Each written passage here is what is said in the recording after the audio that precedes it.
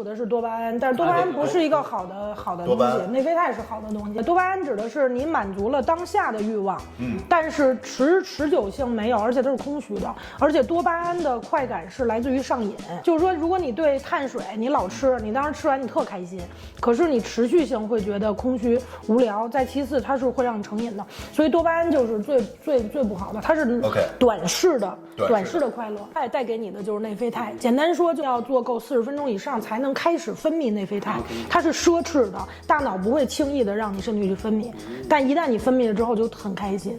内啡肽对，而且你那种满满的成就感和那种活力就元气就都出来了。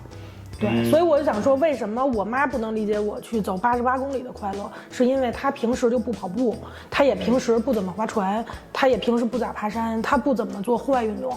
我妈喜欢什么呢？我妈喜欢买，她买的这种。那就特别多巴胺了，但是你会发现买之后就吃土了吧？但如果说这个消费40分钟以上，是不是也能产生这个？不是，得持续运动40分钟以上，对吧？他就是他这个运动是吧？这个刷卡40分钟以上，对，他也有成就感，对吧？真正的快乐都是自己跟自己的身体去玩你自己跟自己的身体玩，感受到它的变化。你真的是很开心，就像我那些马拉松奖牌，好多人就说，哎，你跑马拉松，你又是个胖子，你不是天生的瘦子。你跑马拉松的？我跑。那父母对你，这个现在做的事儿，的持有什么态度啊？他们相当支持你，但是他们非常的诧异。吗？你会担心你吗？有一点吧，但是也不是很担心。对，因为他们知道做什么都有风险。你既然选择了这个，你开心。你就有 price to pay， 对吧？你就是要付出相应的代价。你比方我经常受伤啊什么的，然后丢手机就丢了好多了。受伤来到是漂流造成的吗？还是什么？那白水会受伤，然后滑雪也会受伤，比较容易受伤。那你怎么去安慰他们呢？我们之间有默契吧？有默契。对，我们家这3口人都不是寻常人。我父母就是超级爱玩。但是他们玩不是我这么体力消耗这么大的，他们喜欢开车到处溜达，就是到处去自驾呀，然后喜欢旅游。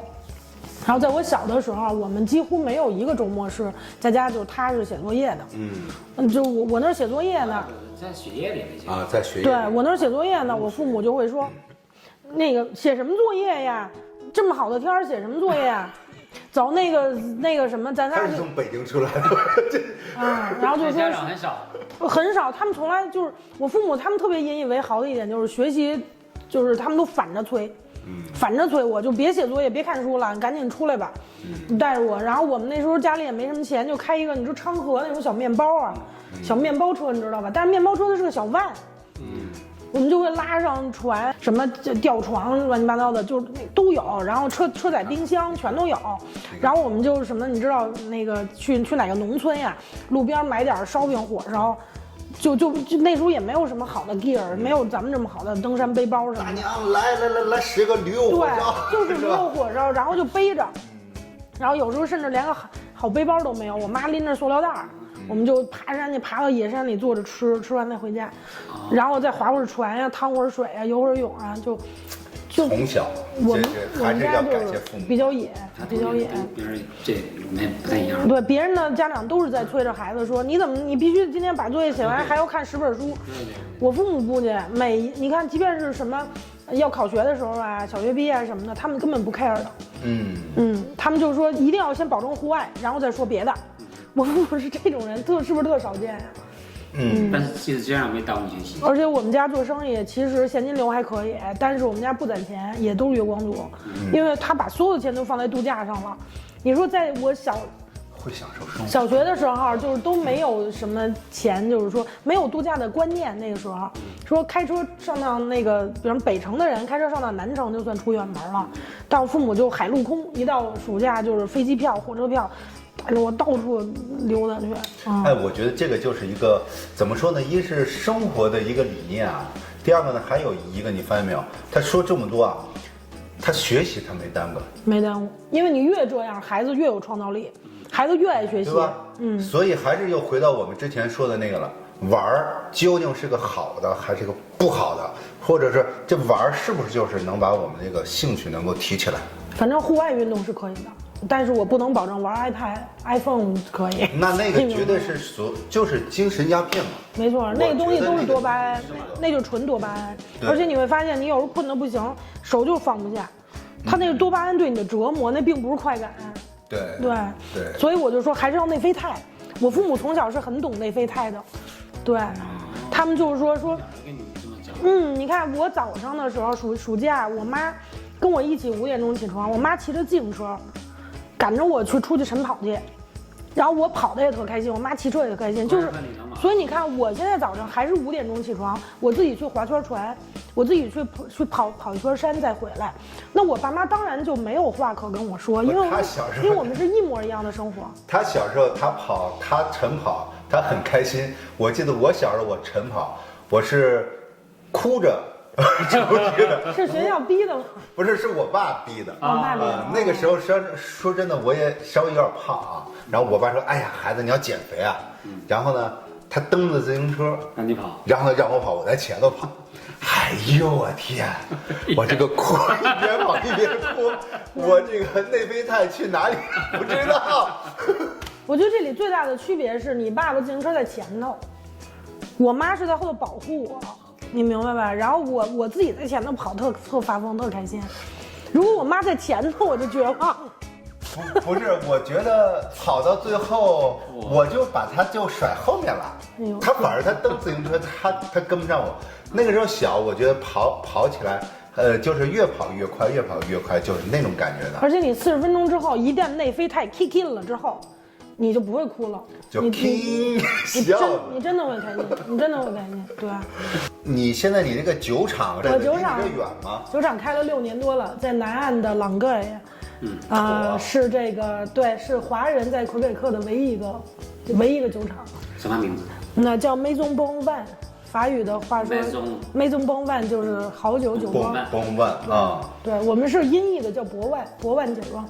博万音译叫博万，对，博万酒庄，反正是华人在这儿唯一的一个嘛。酒牌挺难拿的，这得归功于我的 partner， 他叫 Angela， 他是这酒厂的创始人。后来我是加入他的，是因为我不是爱喝酒嘛，然后他做的酒就确实是真材实料，而且是性价比超高。因为加拿大对于 House Wine 的 winery 呢是有这个税务补贴的，也就是说您从 SAQ 现在买一瓶酒，一瓶红酒。您有大概45%到65%都是税钱，所以他会卖很普通的酒，卖个30-40刀很正常的。但是在我们那儿呢是零税，但是我们呢是不能零售的，我们是必须批发，而且是目的呢是本地人的自饮需求，也就是说我们还不能批发给酒吧餐厅，所以就不能做任何商业的推广。这种形式的酒呢就是零税，所以这样的话大家大概10几刀就能买到50多刀品质的酒，大概这样就很便宜。对，酒的种类挺多的，非常多。我们现在4大产品线就是啤酒、利口酒、cider 就是水果起泡酒，还有红酒。红酒当然里包括加拿大国宝啊、冰酒啊这些，全部都有，4大产品线全齐的。对。哎，那咱们回头去尝尝。对，您可以去我酒庄做酒，您自己可以亲手做。反正我就是希望大家明白，在这儿其实有好多种玩法。解开加拿大、解开魁北克的玩法。像去年8月份，我组织咱们群30多个人。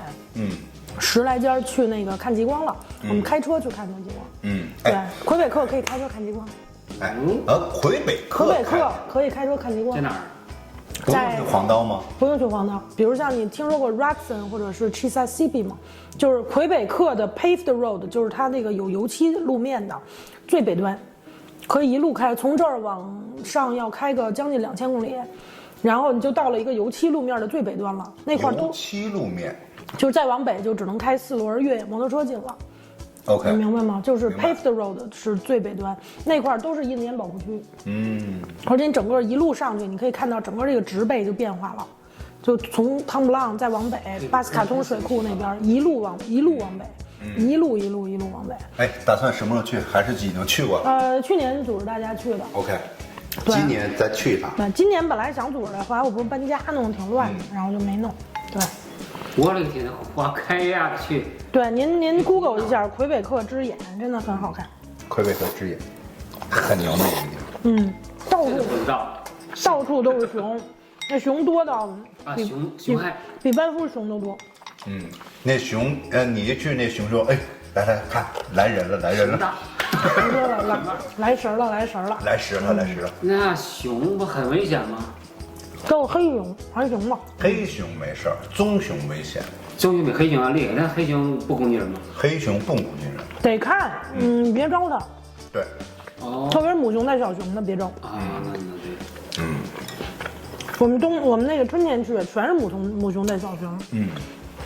都出来找食了。我当然没被攻击过，但是挺吓人的。你比方我们营地边上，你得去上厕所呀，上野地里，你那正上厕所呢，你就听见背后呼哧呼哧，就夜里，然后那母熊带俩小熊出来，就离你就1米。我朋友在一个山崖，就是他那块不都是丘陵地带吗？山崖底下露营，然后夜里突然帐篷就塌了，给他媳妇儿那腿整个压住了。我天！然后他不知道什么东西，他以为是大石头塌了呢，但是一摸是软的。而且就听见那个东西在扑哧，然后自己慢慢的翻过身来，他也摔懵了，那熊也摔懵了，然后走了，留了半拉塌的帐篷。但是他，那像这种，他媳妇脚趾骨折，给那个压的。那你要出去的话，你带枪防身吗？那你就全那地方必须得带呀。那现在有枪证的话，是不是到外头你就可以去打熊了？不行，你得有猎证，还得在猎场，还得在相应的时间。打猎是非常是在猎场之外的反而不行。不行，它得是猎区才行。不是自由的。不能，而且魁北克对打猎限制最多的。魁北克对枪支管理也是全加拿大最严的。自保啊，那个碰到熊肉，不要用枪。自保跟打猎就2回事儿。他要是都扑你了，你还不打他呀？那你这不能算打猎，这不是打猎。防身了。防身对。看我去年我上纽芬兰了，因为我以后退休地，我也在考虑纽芬兰。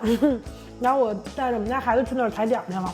我那个猎枪就是没有套，也没有锁。就直接放在皮卡车的后座底下。对。因为那个允许吗？那儿允许它是 non-restricted 是非限制型嘛。非限制型的话，只要你在你的车里远离视线，然后呢枪弹分开就可以了。但是要限制型，就不是一个锁了，限制型得2个锁才行。对。2个锁是怎么控制的？2个锁就是很简单，枪盒一个锁，里边有一个 trigger lock 或者一个 cable lock，然后我在家里是3个锁，等于外边再把它 lock up 一个枪柜，等于三层锁嘛。非限制型就属于是手枪了。不是，非限制是，就这么说吧，长枪限制是最高的。最容易携带限制是最高的，限制是最高的，是咱们能摸到的最高的。是限制就属于手枪了吗？不是，咱们这么说，那手枪算？手枪分为2种，手枪绝大部分是 prohibited，是禁枪，就是可能军警用啊，或者是口径太大就不让在这儿销售、购买、使用的。那个是大部分，小部分的手枪是你能用的，全部都是限制型。OK， 因为手枪太容易携带了。然后呢，长枪呢就是分3个 classification，一个是 prohibited 的禁枪，就是我现在说的那个房子里就有禁掉的，你永远就只能是偷偷拿出来看一眼了。还有一个就是限制型的枪，就是枪管的长度低于16英寸的。可以用的枪，这些长枪是限制型的长枪。比如像我的这些非限制长枪，它有短版的 version 的，短版 version 的都是限制型。只要你能买到就是限制型。然后就是大量的长枪，比方打猎的呀，这些长管的这些都是非限制型。还有一些小口径的都是非限制型。那比如说像今天等一会儿我们去看枪，那个这个。我们也没枪证，那我们现在摸着枪要在镜头面前耍，随便玩，对，因为有我的 supervision。对，是可以。但如果我现在出门了，你们肯定不行。对。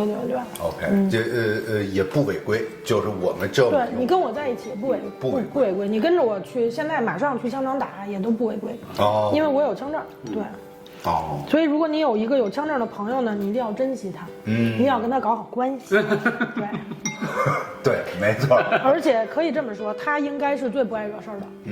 他惹了一丁点事儿，只要这911牵扯到他了，他的枪跟枪证就得先没，然后再去接受调查。真香。哎，这面条好吃。那吃的还行嘛？哎，好吃。好像挺老北京的。